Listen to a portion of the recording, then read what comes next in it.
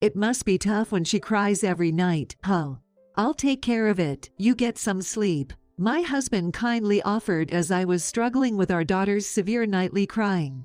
It was unusual for him, who is always yelling. What was this change of heart? Thank you. Suspicious as I was, the temptation of getting some sleep was too much to resist. If only I hadn't trusted his words at that time, our daughter wouldn't have gone through what happened. My name is Chloe Stones, 32 years old. I work as a freelance writer. Originally, I worked at a newspaper, but the media industry is notorious for its grueling workload, and I wasn't confident in juggling both work and family life, so I quit after getting pregnant following my marriage. Over 5 years ago, I gave birth to my first son, Lucas. Since then, I've been a stay-at-home mom, managing household chores and parenting. My husband, Jaden, works for a trading company. His salary is good, but the job is demanding, and he often has to travel abroad. My parents live far away, and my brother is taking care of them, so it's hard to ask for their help. My in-laws live nearby, and we have a good relationship, but it still feels awkward to rely on them too much. Thus, I've been doing most of the parenting by myself since Lucas was born. However, as Lucas started going to preschool and I had some free time during the day, I began to want to work again. Despite choosing to quit my job to prioritize my family, I've always loved working. I looked for part-time jobs, but it was hard to find something that fit my schedule. If I'm to continue parenting solely by myself, I need to find a work schedule that won't be too much. Plus, I wanted to do something in my field of expertise, which is writing. That's when my former boss at the newspaper suggested freelancing as a writer. I discussed it with my husband that day. Start working. What about taking care of Lucas and the household chores? His attitude showed no interest in helping, but considering his demanding job, I kept quiet. I can do it from home, so I can manage my time. Well, as long as you don't bother me or Lucas, do whatever you want. Oh, but if you're going to make money, make sure to contribute to the household expenses. My husband made an outrageous remark. However, I was filled with joy at the prospect of working again, so I didn't pay much attention to his words. Using my connections from my days as a newspaper reporter, I started getting more work, and soon enough, I was earning a decent income. Earning my own money felt great. Eventually, I was entrusted with writing a column for a famous magazine, earning as much as a full-time employee at a regular company. Initially uninterested, my husband became thrilled as my income increased, improving our living standards, and started supporting my work. Lucas was also happy about my achievements. He would bring magazines featuring my column articles and ask me to read them to him, which was incredibly sweet. Just as my career was picking up and I was looking forward to the future, I discovered I was pregnant again. Honestly, I was worried at first about whether I could continue working. I feared I might not be able to continue my column. But the fact that we were having another precious child was an irreplaceable joy. I was about to give up my column to welcome the birth of my child, but thankfully, my editor reached out to me, saying they would wait for me to resume the series once things settled down after the birth. Mrs. Stones, your column is really popular. It'd be a shame to lose it. So, when things settle down, could you start writing again? This time, articles on parenting would be great, too. Thank you so much. Encouraged by the kind words, I welcomed the birth of my child. I named my newborn daughter Iris and found myself back in the thick of parenting once again. The first thing I noticed about having a daughter is that she is the complete opposite of my son, Lucas. Lucas hardly cried and was an easy sleeper, but my daughter turned out to be a big crier who needed to be held all day long. Since Lucas was attending preschool, we decided against going back to my hometown, and my Mill, who lives nearby, came over to help. I'm so sorry. Iris has been quite fussy, and I know it's a lot. Don't worry about it. I'll hold her as much as possible, so please take some time to rest. My Mill kept a smile as she continued to hold my loudly crying daughter. Honestly, I couldn't be more grateful. In place of my husband, who barely had time for childcare due to his demanding job, my Mill became a reliable source of help. Still, at night, aside from feeding times, she was quiet, but that changed after she turned 4 months old. She became fussy day and night. It was the typical time for infants to start crying at night. Hey, the crying is too loud. My husband quickly yelled. Even though we separated our rooms early on, in a small house, a crying baby's voice easily reaches everywhere. We've separated the rooms. She's just a baby, so what can you do? It's because you're in the living room. Go hide in the bedroom and cover yourself with blankets or something. My husband furiously hurled insults. We were in the living room trying not to wake Lucas, who was sleeping in our bedroom. How can you say that when Lucas is sleeping? Why don't you cover yourself with blankets and wear earplugs? Stop being so selfish. What did you say? I have work. Show some appreciation for me. My husband is admittedly a very sensitive person. Even a little noise wakes him up, and once awake, it's hard for him to fall back asleep. I thought he could just wear earplugs to help himself, but he claims they feel too uncomfortable, and instead of enduring a bit, he complains to others. Mom, what's wrong? Is Iris crying? Making a scene caused Lucas to wake up.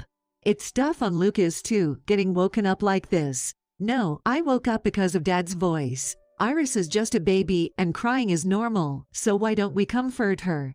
Listen, Lucas. Dad has to wake up early for work, and not being able to sleep is tough, you know. I wake up early for preschool, too. Mom gets up early to make breakfast, too. Why is it only tough for Dad? Ick. Never mind. After being calmly rebutted by Lucas, my husband, frustrated, muttered something under his breath and went back to his room. Mom, are you okay? I'll comfort Iris. Lucas is surprisingly composed and kind for a child of a sensitive father. Thank you, Lucas. Iris has stopped crying now. That's great. Lucas, smiling gently, was already a great big brother. Honestly, the baby seems to prefer her brother over her father, calming down whenever Lucas strokes her head. I really wish I could make my husband take a page out of his son's book. And so, every time Iris cried at night, my husband would become furiously angry, day after day. One day, he threw things around the house, and on another, he vented his frustration on the sofa right in front of me. At my suggestion, my husband even visited a psychiatrist and got prescribed medication. But it had no effect, and my husband, disappointed with the lack of improvement, took out even more stress on me. To be honest, the stress from my husband's verbal abuse and attitude was far greater than the stress from my daughter's nightly crying. It made my heart race and bringing on bouts of hyperventilation whenever the crying started. I even suggested that he stay at his parents' house nearby until the nightly crying phase passed, but he refused. A husband working hard and coming home only to find he can't return to his own house. That's unacceptable. It's just stubborn pride and illogical reasoning, yet the night crying continued nearly every day. Every day continued with big fights, leaving both me and my husband exhausted. It's a vicious cycle. This can't go on. It's undoubtedly the worst environment for our son. If Jaden won't leave, then maybe it's time for us to move out. I suggested separating. We could rent an apartment nearby, so Lucas wouldn't have to miss preschool. But Jaden rejected even that. It'll cost extra money, and who's going to do the cleaning, laundry, and cook my meals? Do it yourself. You're making a big deal out of Iris crying, and that's why I want to leave the house. Can't you at least try to cooperate? Making a big deal. You're making it sound like it's all my fault. It's because you're bad at putting her to sleep. It's a mess. Lucas didn't cry at night, so you should be able to handle it this time too. Just seeing the baby's face makes me so angry I can't stand it. How can you say such things about your own daughter? I yelled, incredulous. The conversation went nowhere, with neither of us willing to give an inch. At that moment, Lucas, who should have been in another room, appeared with a sad look on his face. Mom, Dad, are you guys fighting? Yo, Lucas. It's nothing, sorry. I try not to fight in front of Lucas. I attempted to smile it off, but he seemed to have noticed. Next time Iris wakes up, can you wake me up too? I'll help soothe her. Iris smiles when I'm with her. I'm her big brother, so I'll do my best. Lucas. What a kind and warm-hearted child. Even Jaden, who adores his son, was silenced by this stark contrast. Lucas might manage, but you can't, right? That's why we're leaving the house. I stress my point, and he remains silently frustrated. A few days later, as I was preparing for moving, Jaden appeared during one of Iris' night crying episodes. I braced myself for complaints, but he surprisingly offered a smile and a helping hand. Must be tough with the nightly crying, huh? I'll take over tonight, you get some sleep. What's with this sudden change? Don't look at me like that. I've been thinking. Perhaps he was moved by what Lupus said. It was the first time he had offered to soothe her himself. Honestly, I was suspicious and anxious. Yet, there was hope that he might have reflected on his actions and the temptation of a good night's sleep for the first time in months. I couldn't just dismiss his offer. Thank you. Are you sure? Yay, go to sleep. Deciding to trust Jaden, I was able to sleep soundly for the first time in a while that night. The incident happened the very next day. Morning came, and Iris was nowhere to be found in her room. Checking Jaden's room, I found only him, sleeping contentedly without any sign of Iris. In a panic, I called the in-laws, but she hadn't been taken to their house. Iris, where are you? In my frantic state, I forgot to wake Jaden and searched the entire house. Then, glancing at the balcony, a familiar piece of clothing caught my eye. Hesitantly stepping outside, I couldn't believe my eyes. No. Iris. There she was on the balcony, wrapped in a blanket but left on the cold floor. I picked her up with trembling hands, her body cold as ice. The season was nearing winter, and the nights were getting colder. No way, Iris. Why here? My precious daughter, why? Desperately calling out to her and rubbing her body, I realized she was still alive. After that, I acted faster than I could believe myself capable of. I rushed into the house to warm up my daughter while calling an ambulance. I hurriedly got Lucas dressed after waking him up and called his preschool to report his absence. Then, together with Lupus, I boarded the ambulance that arrived. The doctor, understanding the situation, examined my daughter with urgency. It turned out that her body temperature had dropped dangerously low temporarily, but after receiving treatment, her life was saved. She would need to stay in the hospital for about a month for rest, but there was no need to worry. Thank goodness, truly. While shedding tears, I knelt down, regaining some composure. Then, what welled up was intense anger towards Jaden. No, rather hatred. He was supposed to be taking care of her, so why was she left out on the balcony in danger? Unable to let it go without directly having a talk, I called him in a rage, demanding he come to the hospital immediately. About an hour later, Jaden appeared, looking guilty. Don't be so mad. It's not even midwinter, no big deal. What? You put her in a dangerous position, and a month in the hospital. I couldn't help but raise my voice at my husband's unbelievable words. I don't want to waste my time talking to you, just answer me this. Why did you let Iris go through such an ordeal? Iris' night crying was torturous, and Lucas looked at me with disdain, not to mention our constant fighting. To top it off, you said you'd leave the house. I thought it was all Iris' fault, so I didn't want to keep her in the house anymore. So you left her on the balcony to die. You're exaggerating. I wrapped her in a blanket, didn't I? This man was impossible to talk to. I couldn't stand sharing the same space with him any longer. Let's get divorced. I can't live another day with someone who would put their child through this. I'm fine with being freed from the night crying, and I welcome the divorce. But I'm taking custody of Lucas, you know. What? No way I'm letting you. Despite being in a hospital, we ended up arguing loudly. People around us gave us cold looks. Then, Lucas came over, escorted by a nurse. I had forgotten I'd only asked her to watch him during the phone call. As I was profusely apologizing, Jaden smirked at Lucas. Lucas, you want to live with Dad even if Mom's not around, right? I'll buy you all your favorite things.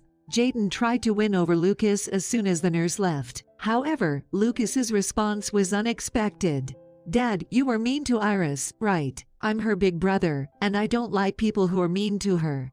So, I hate you, Dad. Lucas, don't say things like that. I will protect Mom and Iris. We don't need Dad. Despite his pathetic pleading, my son firmly declared his hate, leaving him deeply dejected and silent. Later, my in-laws, having learned of the situation, rushed over and apologized profusely. My parents also came from afar, taking care of Iris and Lucas while we discussed a divorce. Chloe, we're so sorry. We never imagined it would come to this. I later learned that Jaden had discussed Iris' night crying with his parents, and they had advised him to face the challenge together with me, rather than running away. In times like this, the mother suffers the most. However, that led to the reason why Jaden refused the option of returning to his parents' home. My kind in-laws apologized profusely and supported my decision to divorce, even if it came to that. Eventually, Jaden and I finalized our divorce. My anger wasn't satisfied by the divorce alone, so I decided to report him to the police. What my ex-husband did to Iris constituted child neglect, but thankfully, Iris survived. The fact that he had wrapped her in a blanket was taken into consideration, and he ended up with a suspended sentence. It wasn't satisfying, but that's the reality of the law, I suppose. After the divorce, we continued living in the same apartment. My in-laws provided a generous amount for alimony, so we wouldn't have any financial troubles for the time being. All that's left is for me to restart my work, and then I can support my son and daughter on my own. However, my ex-husband, now freed by the police, had the audacity to contact me, wanting to pick up his belongings. After informing my in-laws, I decided to let him into the house just once. "Hey, my belongings. Over there." I had moved all the belongings he left behind to the balcony. "Don't be spiteful, you've got a nasty personality," he grumbled as he went out to the balcony. That's when I seized the moment to lock the door. "Hey, what are you doing? Open up. Spend the night out there and get a taste of what Iris felt. Oh, and by the way, I've got the approval of your father and mother. If you catch a cold, maybe they'll help you out." With that, I left the house with my son and daughter. "Hey." His desperate voice echoed long after. The next morning, my ex-husband was rescued by my mother-in-law after catching a cold. I'd like to think he learned his lesson, but I doubt a man like him is capable of reflection. Still, it felt good to avenge my daughter. After her discharge from the hospital, my daughter completely recovered. And miraculously, her night crying stopped entirely. Maybe it was the absence of a yelling father and a more peaceful living environment that did the trick. Babies are more perceptive and sensitive than we think. If you want a baby to have a peaceful time, perhaps the best thing is for the mother to spend her days with a smile.